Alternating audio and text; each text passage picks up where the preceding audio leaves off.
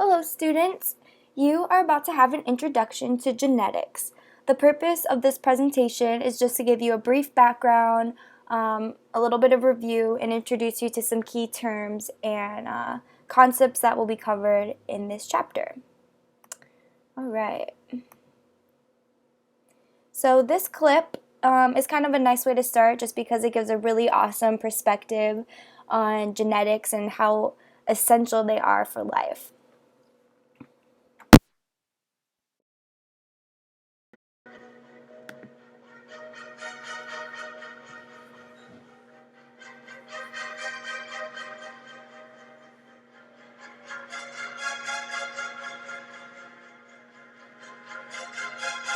Some nice dramatic music.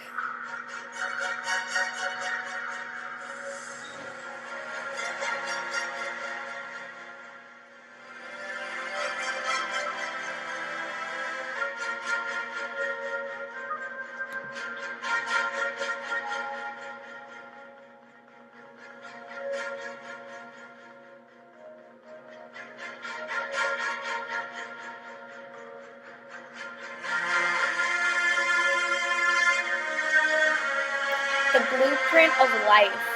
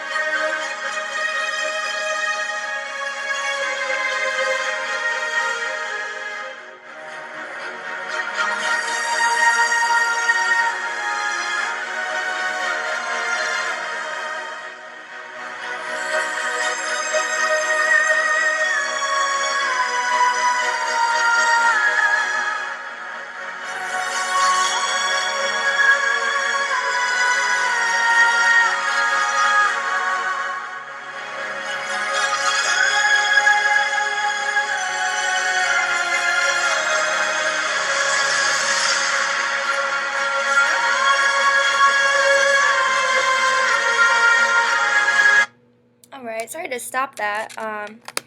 Well, you basically have a really awesome video, and I hope that it gets you guys just as pumped up for genetics as I am. So just briefly what this presentation is going to cover, we're going to learn who the father of genetics was, Gregor Mendel. Key terms, learn some structures, and at the end we're going to do a Punnett square. So, to start, who was the father of genetics? Well, his name was Gregor Mendel, and he was actually a monk, so that's pretty cool. So he was the one that discovered the fundamental laws of inheritance. He did this by working with pea plants. He tracked the findings as dominant or recessive and found mathematical patterns between it, and concluded that we get our pairs in distinct units one from each parent.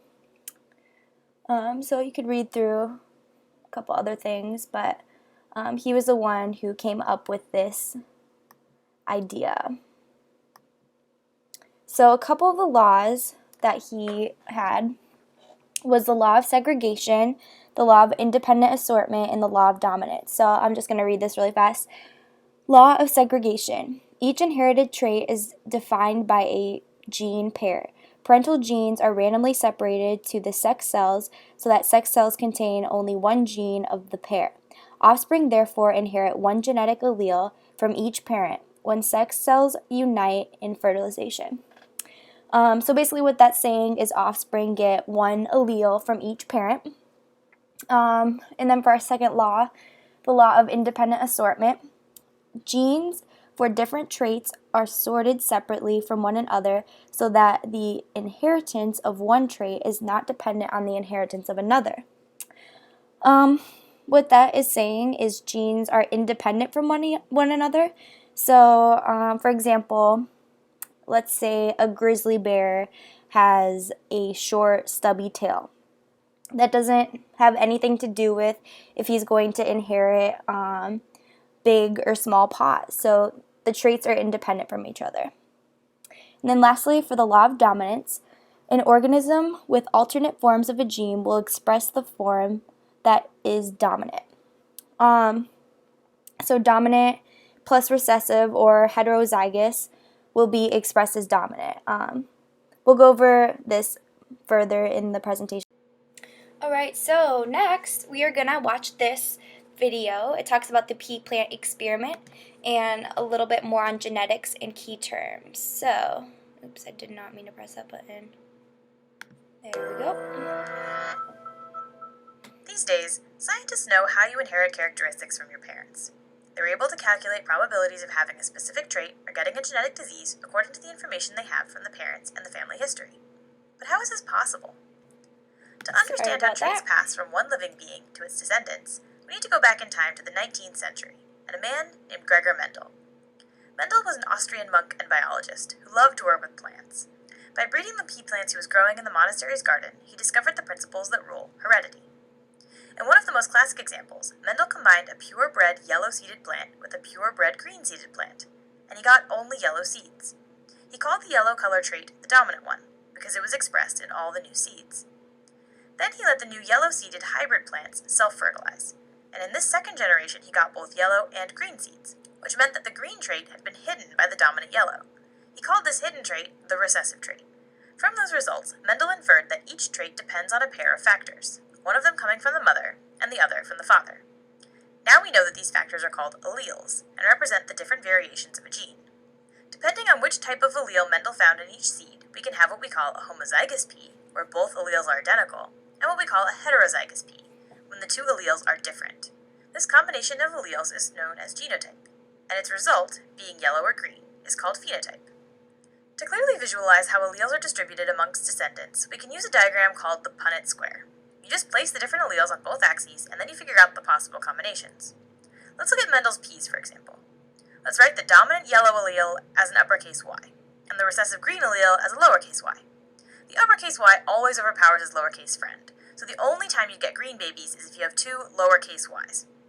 In Mendel's first generation, the yellow homozygous pea mom will give each pea kid a yellow dominant allele, and the green homozygous pea dad will give a green recessive allele, so all the pea kids will be yellow heterozygous. Then, in the second generation, where the two heterozygous kids marry, their babies could have any of the three possible genotypes, showing the two possible phenotypes in a 3-to-1 proportion. But even peas have a lot of characteristics. For example, besides being yellow or green, peas may be round or wrinkled. So we could have all these possible combinations: round yellow peas, round green peas, wrinkled yellow peas, and wrinkled green peas. To calculate the proportions for each genotype and phenotype, we can use a Punnett square too. Of course, this will make it a little more complex. And lots of things are more complicated than peas, like, say, people. These days, scientists know a lot more about genetics and heredity, and there are many other ways in which some characteristics are inherited, but it all started with Mendel and his peas.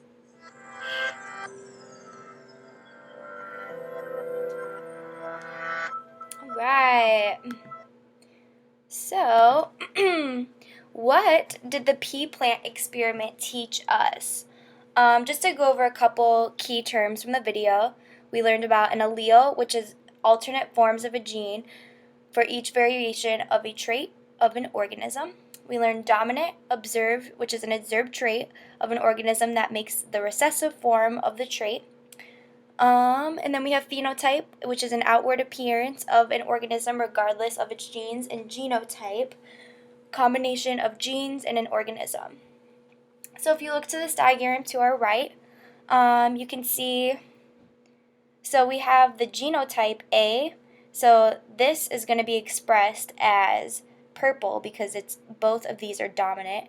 And then even in this, we have the heterozygous genotype, and so it's big A, little a, and that's also going to be purple because we have purple as the dominant here. So, next, some more terms: recessive, dominant, and trait.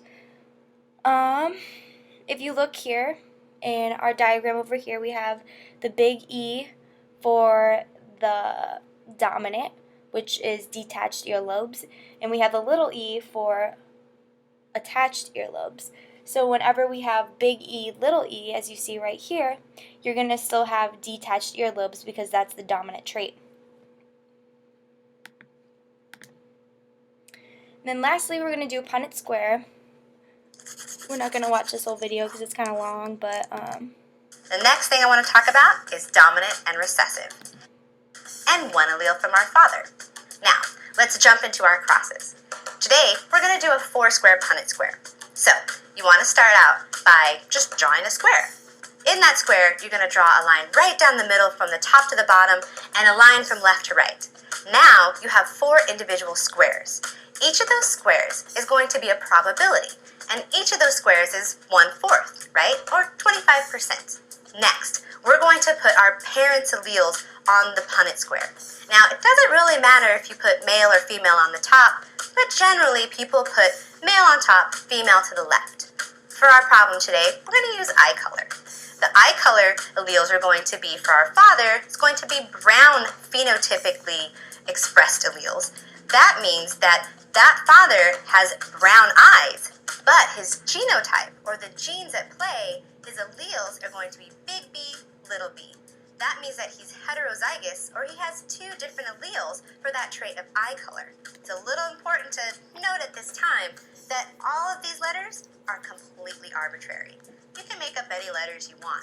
However, in any relationship, a capital letter or a big letter, like say big B, is going to be for the dominant. And a little letter, or a lowercase letter, in this case, little b, is going to be for the recessive. Okay, so we have the father, big B, little b, then bring another big B, little b down. In our right square at the top, we have little b, and our bottom right square, we have little b, little b.